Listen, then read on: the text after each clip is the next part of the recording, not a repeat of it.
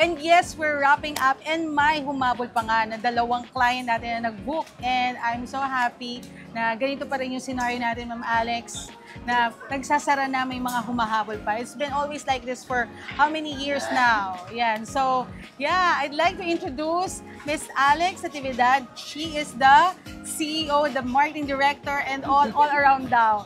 Thank you so much. Thank you Yeah. then for your supporting us. Yeah. So, actually, ang talagang coordinate ko and communicate ko ever since is her mom. Yes. Pero mukhang ipapamana na ang...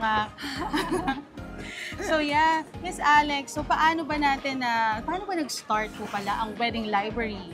Actually, the Wedding Library started in 1998 with my parents. So sila talaga yung nag-conceptualize and nag-build from the ground up ng company. Kasi dati, na-realize nila nung hindi pa uso ang social media Yeah. na nahirapan yung couples mag-meet ng suppliers, and yung suppliers din before wala pang sarili-sarili talagang mga shops. So parang gumawa sila ng all under one roof na shop where other suppliers can use then to meet couples and to meet clients.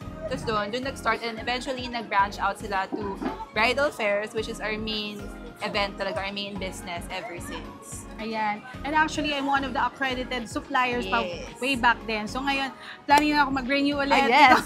Yan! Kasi nagbabalik po ulit ang event sa Public sa Bridal Fair po ng Wedding Library. Yes. Yeah. So, yeah, thank you so much po for having us here. And paano ba tayo makakapag-promote to other suppliers to join the next bridal fair? Meron tayong next bridal fair. Yeah, so the Wedding Library organizes only 2 bridal fairs a year, every Feb near Valentine's Day, and every May for our May Forever Bridal Fair edition.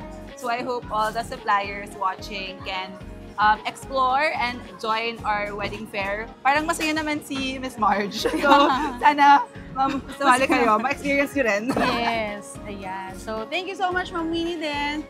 At napakagaling po ng inyong anak na minemaintain po kami lahat ng mga suppliers sa ganito. Kita niyo siya pa yung nagpatap sa aking booth even though na Ma-pack up na. nagpa-pack up na.